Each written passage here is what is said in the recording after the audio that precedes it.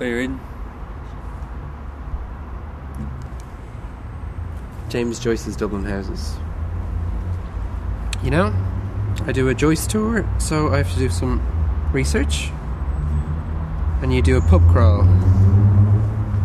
So, what got me into walking tours? Pussy. There's a lot of money in it, but yeah, mostly gay. Okay, so you're probably wondering why the daytime. I think the nighttime is a bit overrated myself now. You can see more in the day anyway, so at any stage now, if you get too frightened, just give me a shout and I'll ring my dad. Well, a typical day, I go to the square where I meet the other guys who do the tours. None of them really talk to me, but I just go along to like ask them how it's going on. They usually ignore me and stuff. I don't know why. I think they're really busy, so I don't annoy them too much. How's it going? Good. Good? Yeah. Great. Have you heard about the Dublin Walking Tour Awards? Nominations are out. The Walkies? Yes. No. Who's on it? You and me. Really? Yeah. The Walkies are the Dublin Walking Tour Guides, the Walking Tour Awards.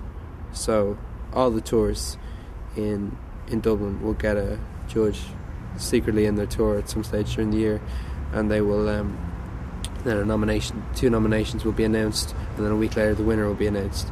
First little bit of tidbit of fact about James Joyce is that he lived in 15 houses around the city throughout his life. So what does that tell us about James Joyce? He liked to move around a lot and move around very quickly. So I think we should do the same, okay? So we'll move along now. We're going to move on this way, and we'll start the tour. Just keep going down that way. I'll find. Actually, if you, I can push him. No. It's all part of the tour. Go on. Are you sure? Yeah, go ahead with the guys there. Brilliant. Thank you. Thanks. I'll take you there. Thank you. Okay. This is a walking tour. You know that? Yeah. I'm really looking forward to it. Yeah. Actually, I can't. You know, there's a lot of hills and there's a lot of steps, and I don't really think it would be appropriate if you came along on the walking tour. Do you understand what I'm saying?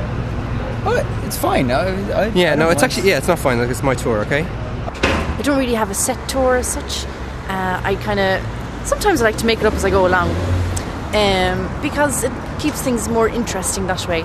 This is actually where they invented bobbing for apples, because it used to get flooded.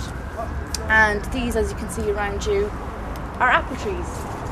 And the apples would fall into the water and people would trying to do their community effort to try and pick up the refuse would bob for the apples and spit them over the wall, and this place became known as Apple Bobbing Walk. The most important thing when you're giving a walking tour is the guide. It's all about the guide. It doesn't matter what he's talking about. I could do a walking tour of bins in Dublin, and people will be lapping it up and asking for more, you know? It's about having a very charismatic guide who's going to take you on a journey in more ways than one. You know what I mean? And that's what I do. And Joyce lived here until 1890 when he moved 3 doors down to number 57. So we'll just go down and have a look down there now. But before we go, is there any questions about this place? Oh, well, I was just wondering where my boyfriend was. Sorry? The guy in the wheelchair, you said you'd bring him. Actually, wait a sec. Sorry, stop you there for a second, because actually I've been listening wrong here. Well, I'll just say, everything's okay? Wait, I just want to fix this. Okay, wait, John. How about that?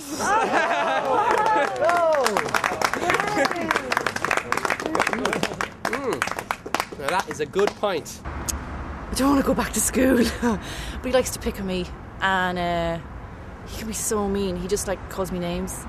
And one day I know he pissed in my Coke. I know it. It just tasted so bitter.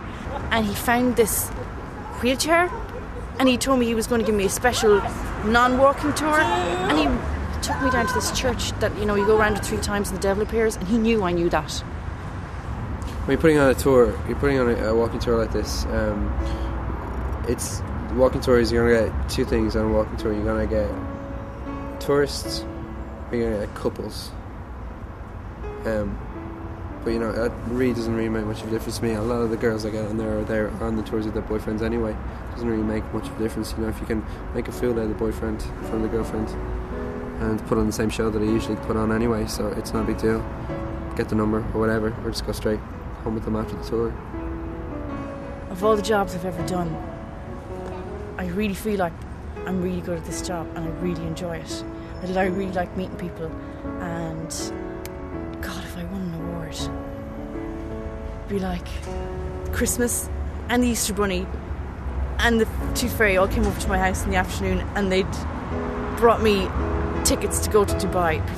It'd be brilliant.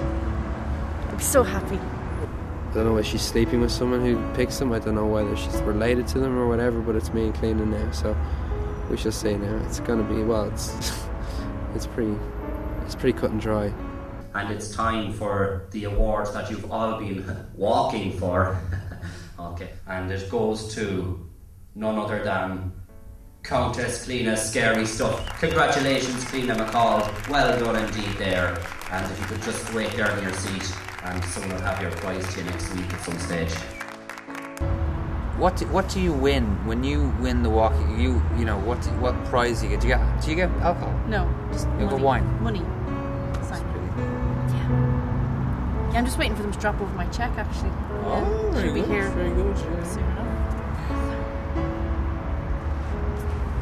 Actually, I think that's him now. Right, Be back in a sec.